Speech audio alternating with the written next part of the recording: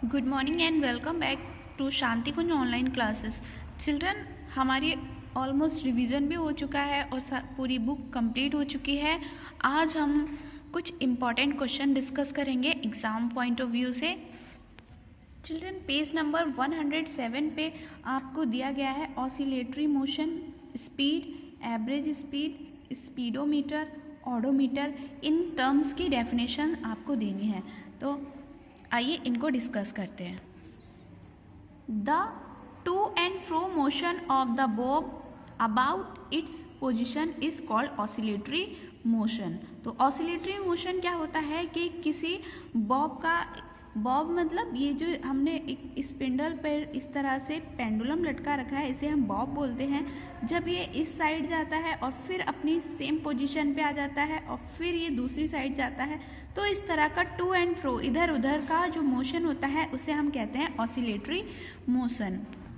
Speed क्या होती है? Speed of a moving object is the distance travelled by it in unit time, मतलब किसी पर्टिकुलर टाइम में जितनी डिस्टेंस कवर्ड की जाती है वो क्या कहलाएगी? उसकी स्पीड कहलाएगी। तो स्पीड क्या है? Distance travelled upon taken time.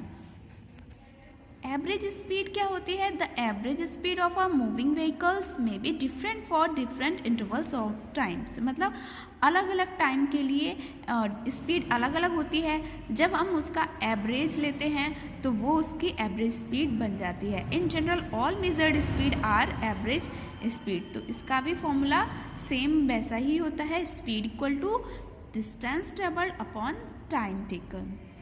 Speedometer और ओडोमीटर क्या होते हैं? If we look at the dashboard of the car we find many instruments on it. Speedometer is an instrument on a vehicle's dashboard which indicate the speed of the vehicle at that instant of time in kilometer per hour. और odometer क्या होता है? Odometer is an instrument which show the distance travelled by the vehicle in the kilometre.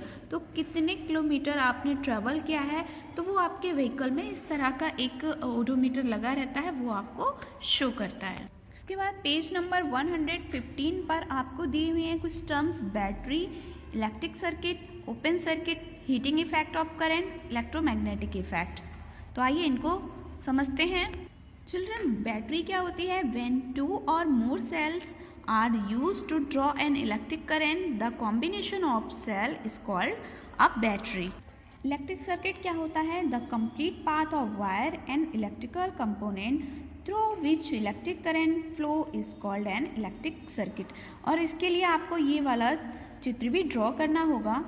Okay, फिर close circuit क्या होता है? The circuit in which electric current flow from the positive terminal of a battery to the negative terminal through all the component is in the circuit is called close circuit. Open circuit में क्या होगा? The circuit in which electrical contact at any point in the circuit is broken, मतलब अगर टूट जाता है, is called an open circuit. No current flow through an open circuit. Heating effect of electric currents means when an electric current is passed through a high resistance wire like nichrome wire, the resistance wire become hot and produce heat. This is called the heating effect of current. तो बताइए heater में कौन सा effect होगा? Heater में भी heating effect होगा, क्योंकि उसमें जो वायर हम यूज़ करते हैं वो भी हाई रेजिस्टेंस वायर होता है और वो किसका होता है? नाइक्रोम का ही होता है। जब उससे हाई करंट फ्लो होती है तब वो वायर हॉट हो जाता है और गर्म होकर हमें हीट देने लगता है। नेक्स्ट चैप्टर है विंड स्टॉर्म एंड साइक्लोन। तो इसमें एटमॉस्फेयर दिया हुआ है। The cover of air surrounded the earth is called atmosphere. तो जो हमारी ईयर्स चारों तरफ कवर्ड है एटमॉस्फेयर वही कहलाता है। हमारी अर्थ पर चारों ओर अर्थ का जो ईयर का जो एक ब्लैंकेट है वही हमारा एटमॉस्फेयर कहलाता है। It extend from the earth surface to about 1000 kilometre. तो अगर हम इसे देखेंगे तो ये 1000 किलोमीटर की हाइट तक हमें एटमॉस्फेयर दिखाई देगा। फिर है इसकी कुछ लेयर्स होती हैं। फर्स्ट है ट्रोपोस्फेयर।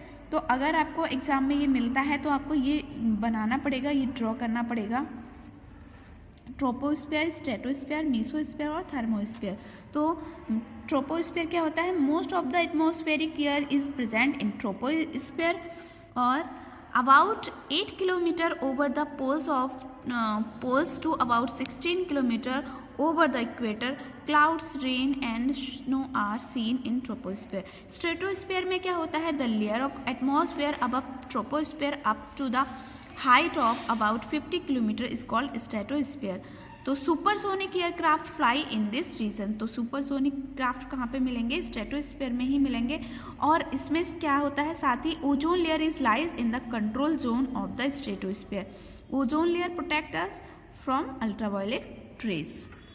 अब देखिए पेज नंबर 128 पे दिया है रियल इमेजेस और वर्चुअल इमेज. तो रियल इमेज क्या होती है? The image which can be obtain on a screen is called a real image.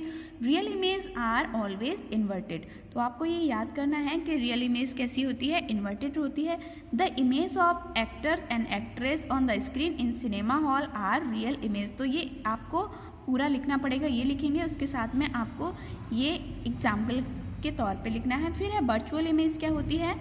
The image which can not be obtain on a screen is called a virtual image. मतलब जो image हमें screen पे नहीं मिलती है वो हमें क्या कहलाएगी? वर्चुअल इमेज कहलाएगी. Virtual image is always erect, यानी ये कैसी होती है? सीधी होती है. It is always formed behind the mirror, और ये मिरर के पीछे बनती है. Our image in a plane mirror is an example of virtual image. तो हमारा जो हम लोग शीशे में अपने आप को देखते हैं वो भी कौन सी इमेज होगी? वर्चुअल इमेज होगी. अब देखिए अगला क्वेश्चन बहुत इंपॉर्टेंट है. Uses of concave mirror. तो कॉनकेव मिरर के क्या यूजेस होते हैं? आपको इसमें से कोई थ्री यूजेस लिखने हैं. फर्स्ट है concave mirror are used as shaving mirror by man to see enlarge image of face. तो अपने चेहरे का बड़ा लुक देखने के लिए लोग कॉनकेव मिरर का यूज़ करते हैं. कहाँ पर? शेविंग मिरर्स के तौर पे. Concave mirror are used as reflector in torch headlight of vehicles, cars, ETC में. और concave mirror are used by dentist. तो डेंटिस्ट भी कॉनकेव मिरर का यूज़ करते हैं. Convex mirror are used as rear view mirror और side view mirror in the automobiles such as car, scooter, trucks, buses, इन सारी चीज़ों में. अच्छा, big convex mirror are used as vigilance mirror in big shop and store. और convex mirror are used as staircase mirror on the double decker buses में भी इसका use होता है. तो चिल्ड्रन बाकी का भी बहुत ही इंपॉर्टेंट है, आप सभी कर लेना. All the best for your exams.